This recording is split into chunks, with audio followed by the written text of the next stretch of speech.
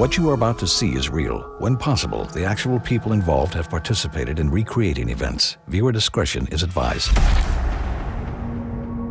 It could be happening right now. The cargo plane, loaded with the deranged and the desperate. Men and women selected to participate in a brutal survival game. All but one of them will die. They call it the Battlegrounds. For decades, I've searched for proof of its existence. Ladies and gentlemen, what you are about to see is real.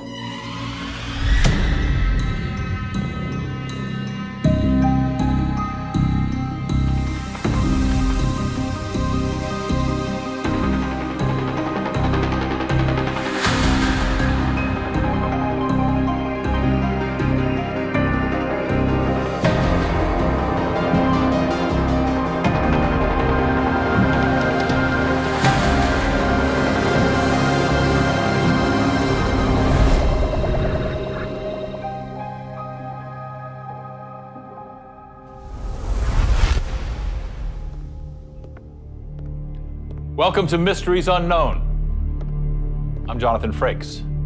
Some of you may know me as Commander William Riker from Star Trek: The Next Generation. Others from my work on shows like Beyond Belief, Fact or Fiction, and Alien Autopsy. What you may not know is that for almost 30 years, I've been a bloodhound tracking a scent.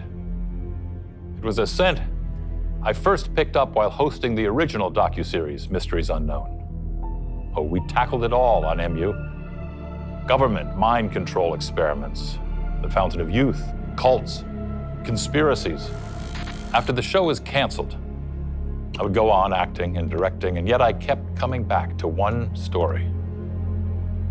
Amongst the spectacle and sensationalism, we had stumbled upon something very real and very dangerous.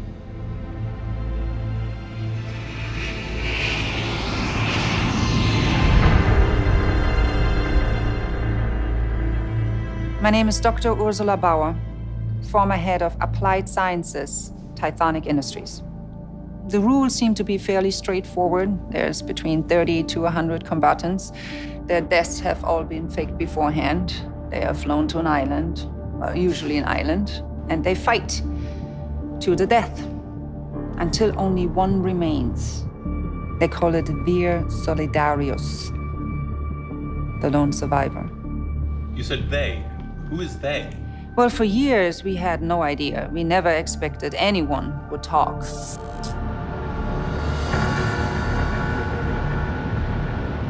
My name is Alexei Sychov, and I'm a former associate of Sergei Kalimnik.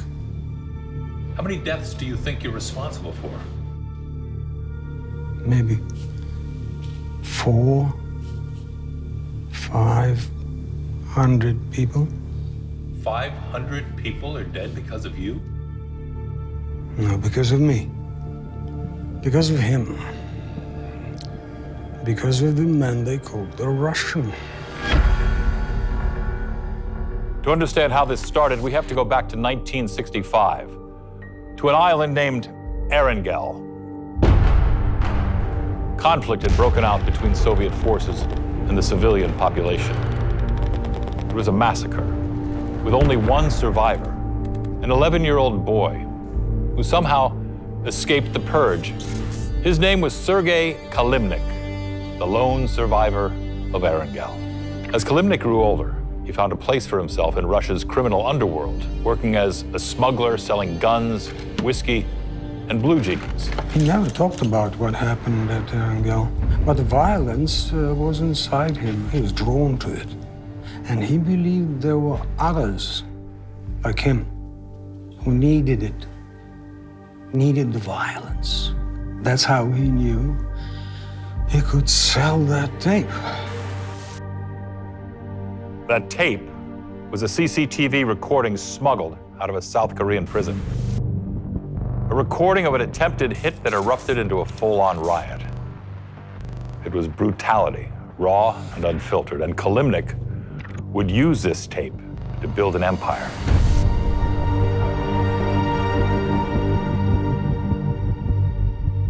Selling the tapes was his idea.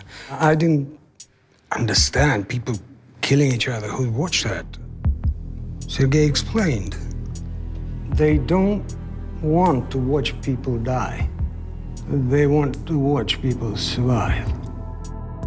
The tape became a hot item in the underworld. Every gangster, pimp, and wannabe kingpin desperate for a copy. And they all had the same question. What else do you have? We didn't have anything, not yet.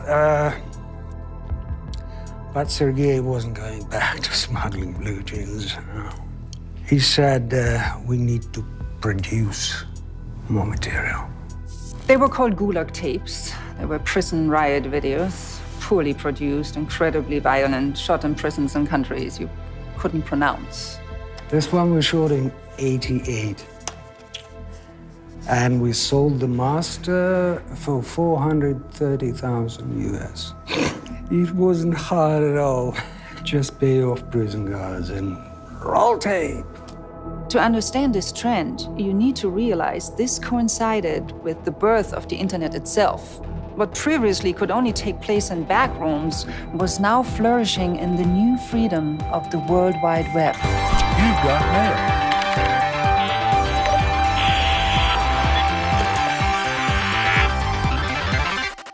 Oh, in '91, we shot 2 videos.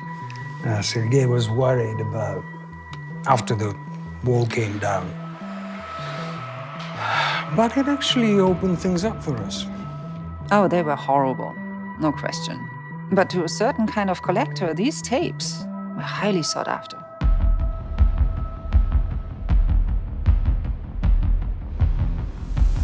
My name is Yusuf Sadeh. I'm a former Interpol agent. I led the task force trying to track down Mr. Kalimnik. The way we worked, typically, you do not look for the splash. You look for the ripples in the water. The ripples are easier to find. You find ripples, you can track back and maybe you get yourself a rock. With Kalimnik, there was a lot of ripples.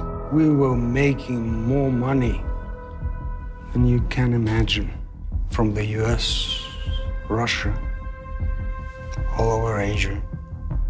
But Sergei, he wanted to go bigger. We had the tapes, the Gulag tapes, which were being paid for in cash. We had reports from prison guards, all of them saying the same name, Kalimnik.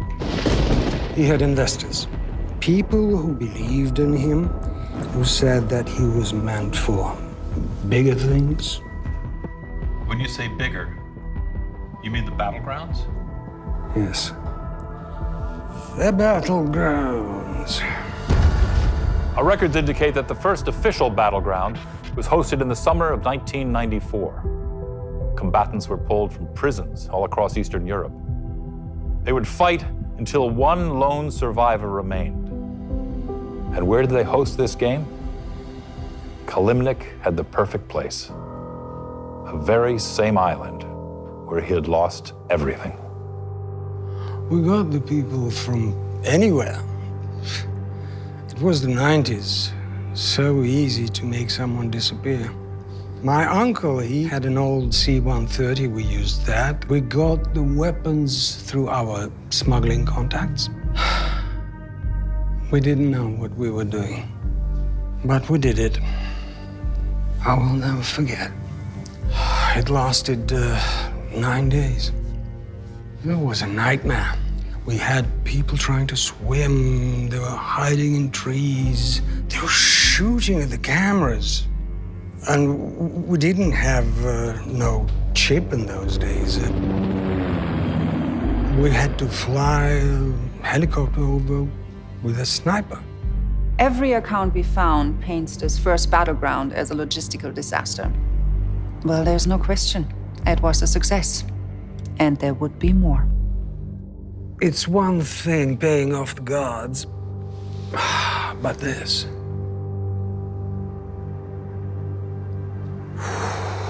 After that, I told Sergei I was out. Then all of a sudden, this man vanishes. Poof! Disparu. In organized crime, when someone like Kalimnik disappears 10 out of 10 times, they have been taken out. But here's the thing. This man did not just disappear. This man was wiped clean. Financial records, checking accounts, all of it, gone. And right around this same time, we started hearing about these Battlegrounds. We started getting reports of a game run in Mexico, in cartel territory. We were getting reports of people disappearing in Thailand, in Finland, in North Africa. The details were different, but the stories were all the same. And they all link back to one man. They do not call him Kalimnik. Now they call him the Russian. A secret cabal of sociopaths running survival games all over the world. For years, I searched for proof and came up with nothing but rumors and speculation. Then in July 2020, the dam broke.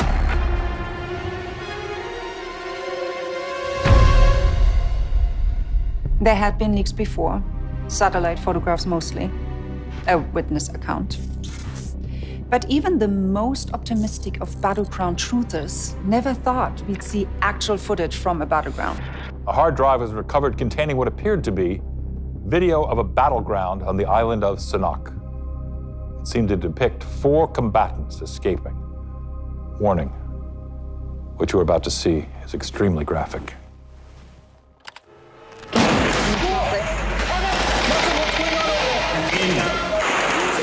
Oh my God. I'm the IT guy, all right? I don't have any Yeah, okay. what you guys do up there.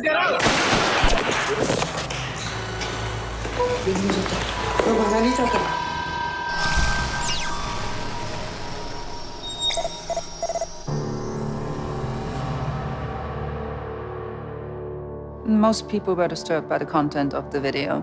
But for me and my colleagues, we found them disturbing for an entirely different reason. This was technology we had been developing at Tithonic Industries.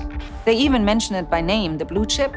Technology that could transmit data directly to the nervous system. Technology we were developing ourselves, that wasn't even on the market yet. You understand? Tithonic Industries, a company formed in the 1970s under the auspices of extending human life.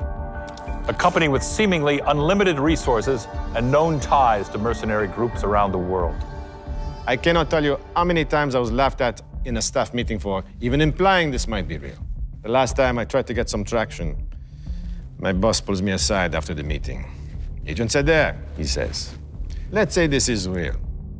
Let's say there is a man who can do the things you are saying he can do.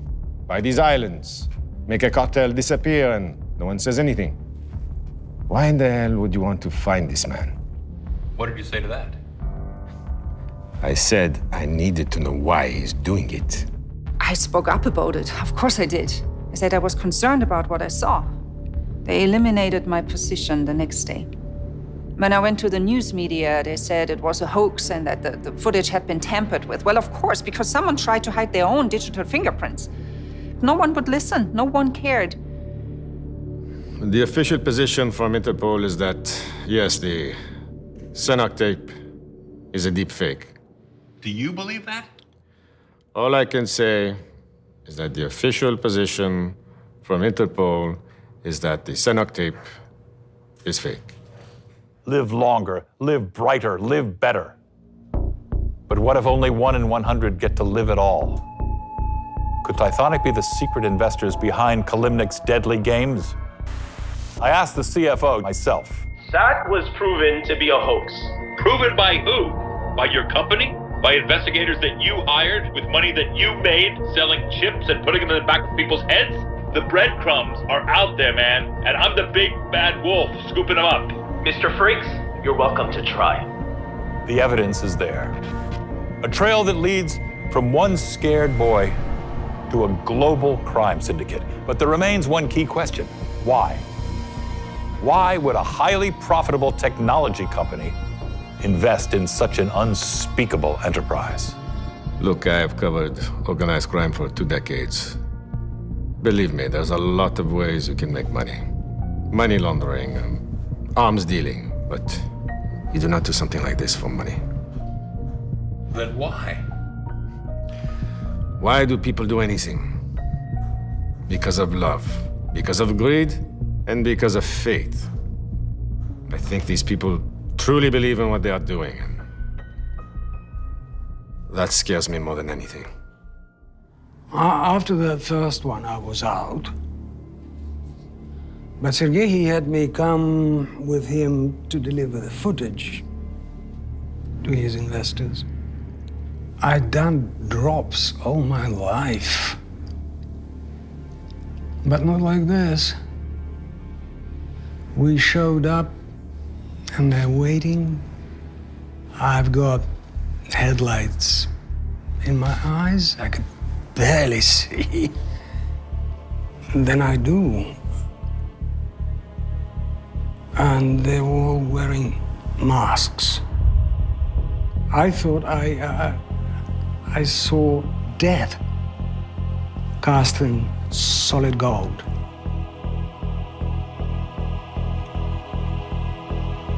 I don't know who they are. I don't know why they're doing this. But I know that this is not the end game. All of this. This is just the beginning of something. In the time since recording his interview, we've been unable to reach Alexei. Our thoughts are with you, sir, and we hope you're safe. Who were those masked figures? And what do they want? We don't know. Not yet. But I'm not giving up. Not as long as the answers are out there, and not as long as there still remain mysteries unknown.